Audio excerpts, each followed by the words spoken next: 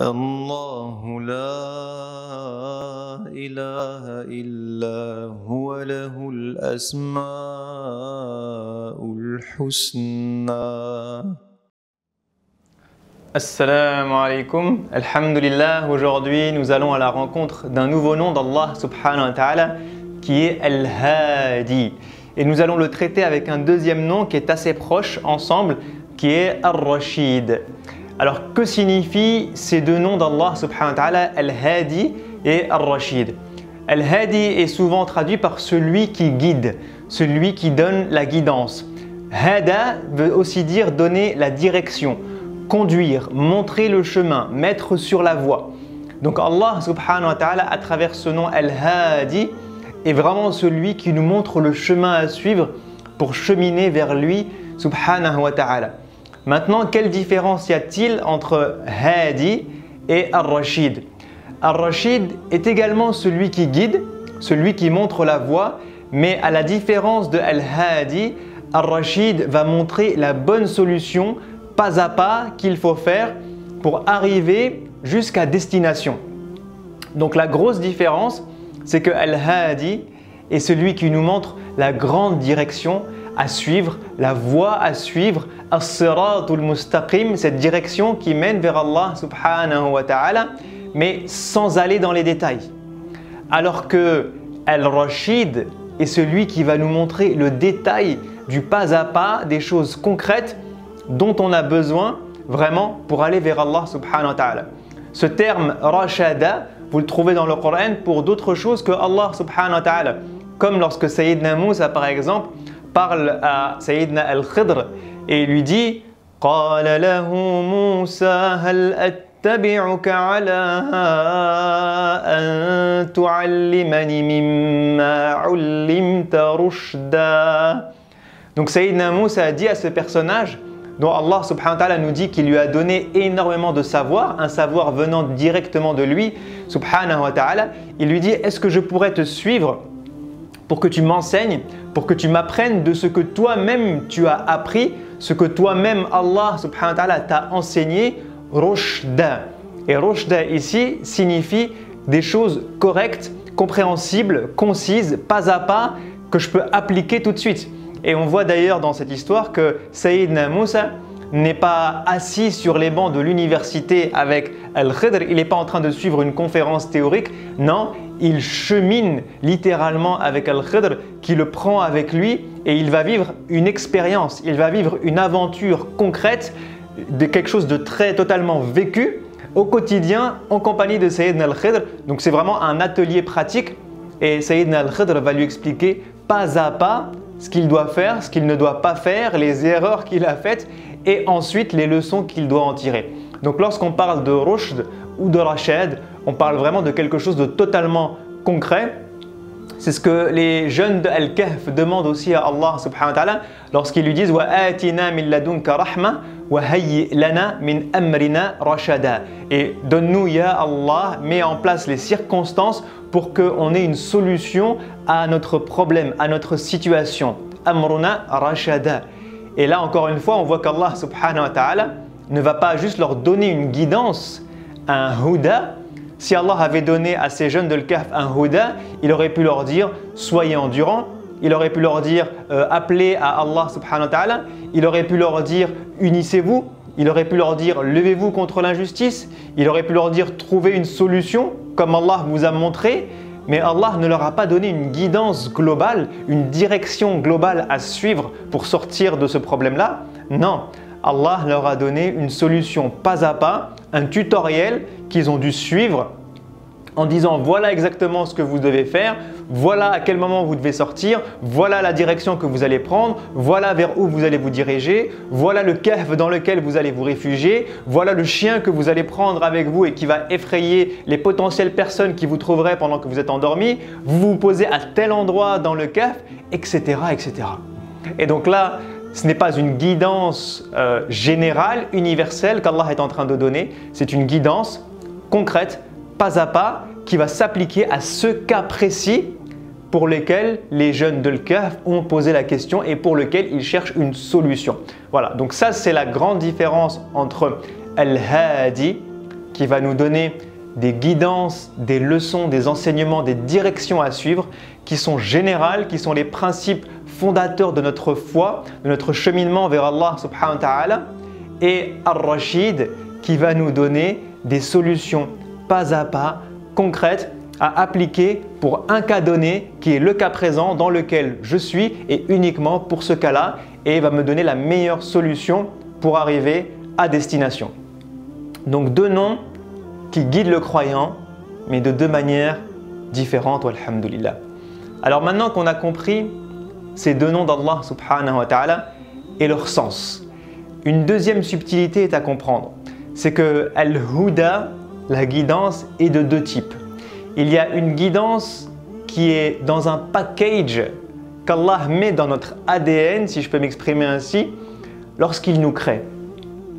Allah subhanahu wa ta'ala dit « Alladhi a'ata kulla shay'in khalqahu thumma hada » Donc Allah subhanahu wa ta'ala est décrit dans ce verset comme celui qui a créé toute chose, et lorsqu'il crée toute chose, il lui donne sa guidance. Et ça, c'est une guidance de niveau 1. C'est une première guidance spécifique. Et ce qui est intéressant, c'est qu'Allah nous dit qu'il la donne non pas à tout être humain, non pas à tout croyant, mais à toute chose, même une chose inanimée. Et ça veut dire quoi? Ça veut dire qu'à chaque fois qu'Allah subhanahu wa ta'ala crée une de ses créatures, il met dans son code génétique, il met dans sa fitra, il met dans son cerveau, il met dans son esprit, il met dans ses cellules, il met dans ses atomes, où que vous voulez, Allah lui met le minimum de guidance dont cette chose a besoin pour accomplir sa fonction et pour vivre.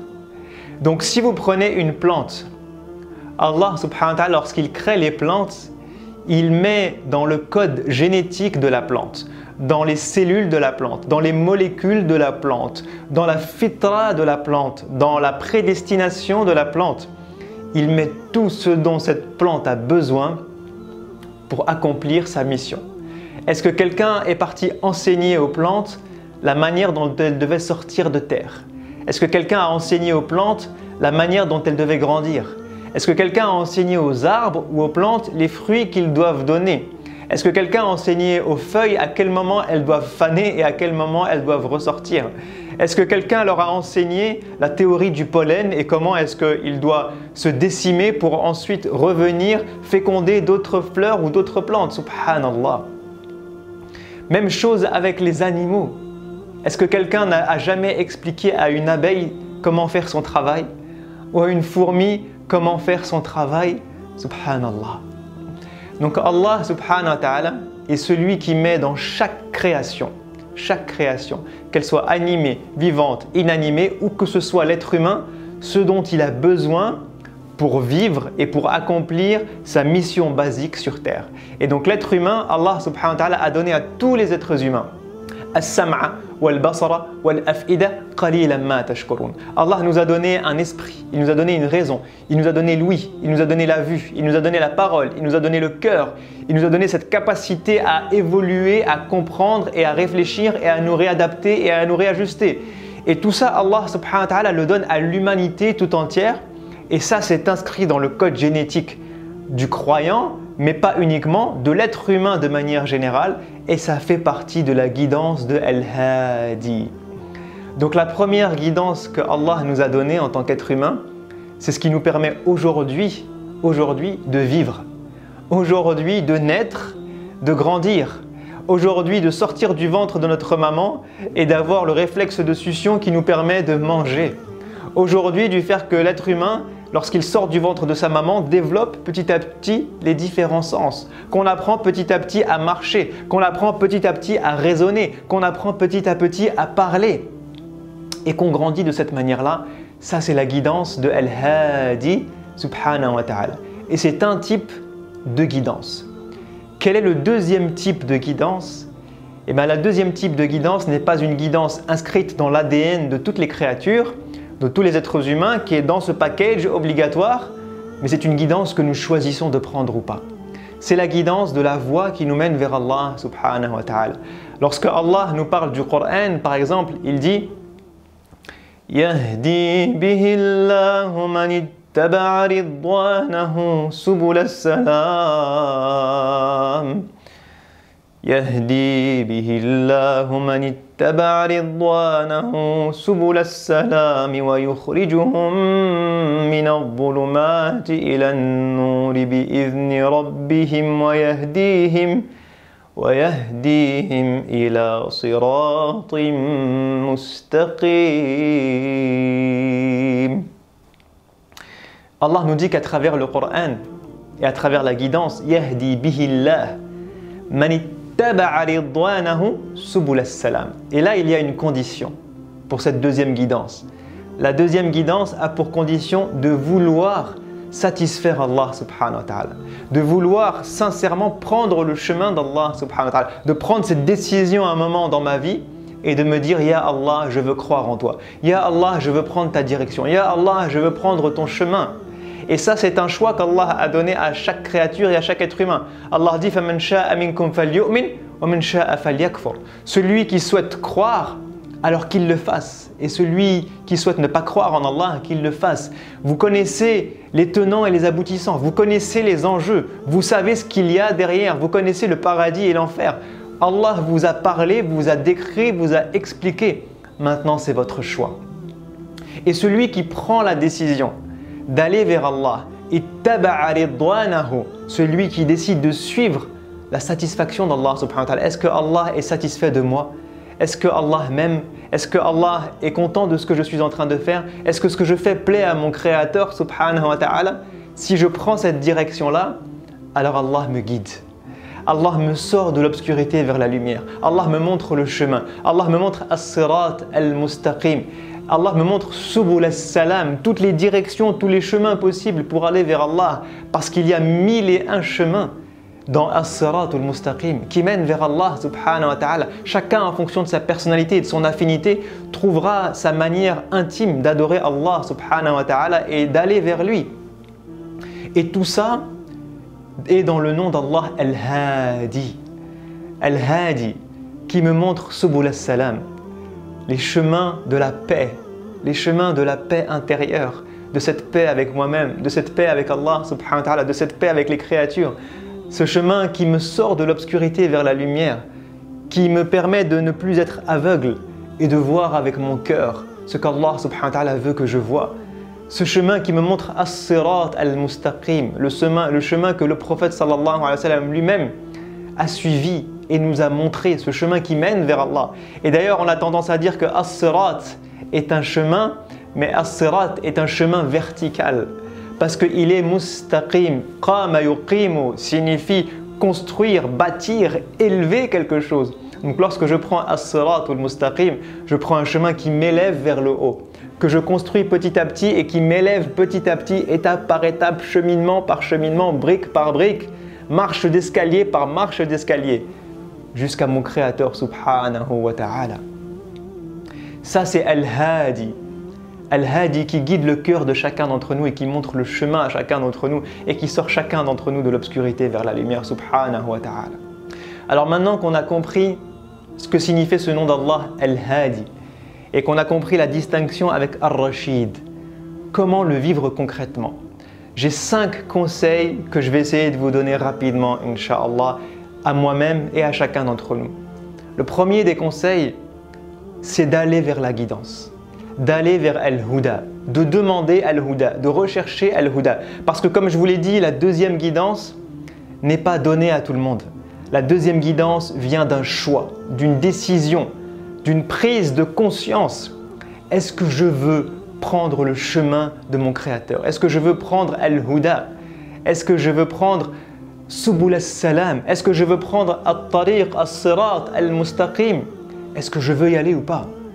Et Allah subhanahu wa ta'ala nous dit Innaka la tahdi man ahbabt, walakin Allah yahdi man yasha. Allah guide qui veut.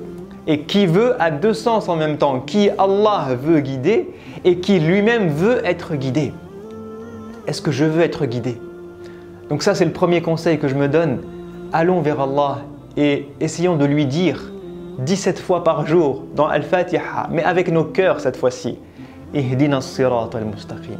Ihdina as-sirata al-mustaqim. Ya Allah, je veux venir vers toi. Montre-moi le chemin. Rapproche-moi de toi. Montre-moi la voie à suivre. Éclaire-moi. Ya Allah, je t'en supplie, je t'implore. Guide-moi, Ya Rabbal Alamin. Prendre cette décision d'aller vers lui, rechercher sa guidance et lui demander. Deuxième conseil, utilisez le Coran comme une guidance. De nombreuses fois, Allah nous dit dans le Coran qu'il est un huda, qu'il est une guidance. Cette guidance, Allah nous l'a envoyée. Il l'a transmise à son messager à travers Jibril alayhi salam. Cette guidance est éternelle. Elle est là entre nos mains, elle est là dans nos maisons, elle est là dans nos livres, elle est là dans nos cartables. Mais on ne l'ouvre pas. On ne l'utilise pas comme si c'était une guidance, comme si c'était une lumière, comme s'il nous montrait le chemin. Allah nous montre le chemin dans le Coran. Alors le deuxième conseil que je me donne et que je vous donne, essayons d'ouvrir le Coran à travers ce nom Al-Hadi, en lui disant « Ya Allah, j'ouvre ta parole pour trouver ta guidance. Je recherche ta lumière dans ta parole. Je recherche la voie à suivre dans ta parole. Je cherche à comprendre ce que tu attends de moi et quelle est la bonne direction à prendre en méditant et en lisant et en créant un lien avec Al-Huda qui est Al-Qur'an. Huda lil-muttaqin. Alors Ya Allah, aide-nous à créer un lien avec ta parole pour que le Coran soit une guidance et une lumière pour chacun d'entre nous. Troisième conseil, une fois qu'on a utilisé le Coran comme une guidance, eh bien aller à l'étape d'après qui est celle de Ar-Rashid et non plus utiliser le Coran comme une guidance globale et une lumière qui va éclairer nos cœurs, nos vues, nos esprits et nous montrer la voie à suivre, mais utiliser le Coran comme un tutoriel qui va nous expliquer pas à pas comment faire. Et subhanallah, Allah nous dit que ce livre contient tibyan li kulli shay. Il contient des éclaircissements pour toute chose. Il contient des détails pour toute chose. Allah nous dit à plusieurs reprises que fussila dans le Coran, plein de choses. Il nous dit uhkimat ayatuhu thumma fussilat. Ces versets ont été d'abord très succincts, très sages, pleins de guidance concentrée au début de la révélation. Et ensuite, petit à petit, Allah a donné des détails. Il a donné plein de détails, subhanallah. On trouve plein d'exemples spirituels, sociétaux, comportementaux, pour nos maladies du cœur, pour notre manière d'invoquer, pour notre manière de prier, pour notre manière d'agir dans la société. Plein d'exemples concrets qu'Allah nous donne. Je vous racontais l'histoire des jeunes de l'Kahf juste à l'instant, comment Allah leur a montré la voie à suivre, Ar-Rashad, pas à pas, étape par étape, cas concret sur cas concret qui s'appliquent à leur vie et uniquement à leur vie. On peut prendre tous ces exemples du Coran et les appliquer de manière très concrète et très pragmatique aux problématiques qu'on vit dans nos vies à nous et à mes objectifs pour aller vers Allah, que ce soit spirituel, comportemental, sociétal. Je trouverai tout dans le Coran en mode tutoriel.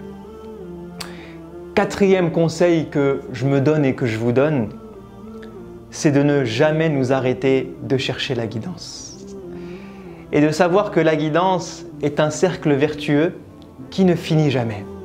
Parce que certains vont dire « Moi, alhamdulillah, j'ai appris le Coran, ou je prie, je jeûne, j'ai fait le hajj, je suis sur le droit chemin et c'est bon, j'ai ma dose de guidance. » Mais le prophète sallallahu alayhi wa sallam, qui est le meilleur des hommes, le meilleur des messagers, l'être le plus proche et le plus pieux qui n'ait jamais existé avec son Créateur, a recherché de la guidance jusqu'à sa mort. Il a eu des révélations de versets jusqu'à sa mort. Il a appris à connaître son Créateur jusqu'à sa mort. Il a compris les versets du Coran jusqu'à sa mort. Il a continué de s'élever et de se rapprocher d'Allah jusqu'à sa mort. Et les compagnons ont suivi ce chemin après lui. Allah nous dit « وَالَّذِينَ اهْتَدَوْا زَادَهُمْ هُدًى وَآتَاهُمْ تَقْوَاهُمْ » Allah nous dit ceux qui prennent le chemin de la guidance. Alladhina ihtadaw. Ceux qui font un pas vers Allah. Qu'est-ce que Allah fait? Zadahum huda. Allah leur augmente de la guidance, leur donne plus de guidance. Subhanallah. Je fais un pas vers Allah, Allah me rapproche encore plus de lui. Et quand je suis encore plus proche de lui, j'ai encore envie d'aller plus vers lui. Alors il me rapproche encore plus de lui. Et plus je vais me rapprocher d'Allah, plus je vais le connaître. Plus je vais découvrir des choses. Plus je vais comprendre sa parole. Plus sa présence sera ancrée dans mon cœur. Plus je serai connecté à Allah à chaque seconde de ma journée et pas juste 5 minutes lorsque je fais ma prière. Plus j'aurai dans mon esprit et dans mon cœur de la lumière qui me permet de comprendre et de voir avec Allah subhanahu wa ta'ala, puis je serai un rapproché d'Allah, un muqarrab. والسابقون الأولون أولئك المقربون. La proximité avec Allah n'a pas de limite. Elle n'a pas de limite. Alors surtout ne faisons pas l'erreur de dire Alhamdulillah, j'ai ma dose de guidance, c'est bon, je peux m'arrêter là. Ce serait une très grave erreur.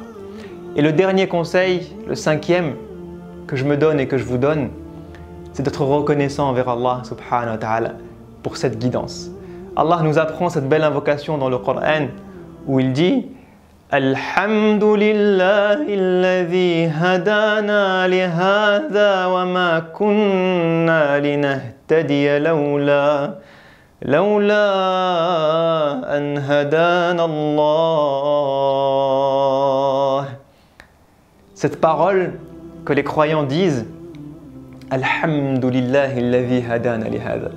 Je suis reconnaissant. Je remercie, je donne toutes mes louanges, toute ma reconnaissance, toute ma gratitude à Allah, celui qui m'a guidé vers ça.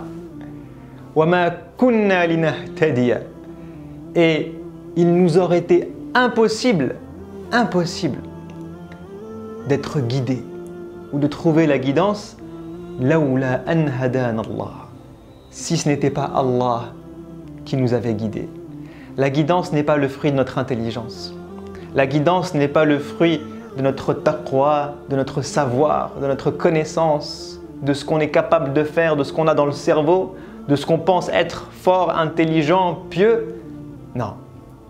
La guidance n'est que le fruit de ce que Allah nous donne en termes de guidance et de lumière et de proximité. Et donc, quel que soit le niveau de guidance que nous avons, remercions Allah pour cette guidance.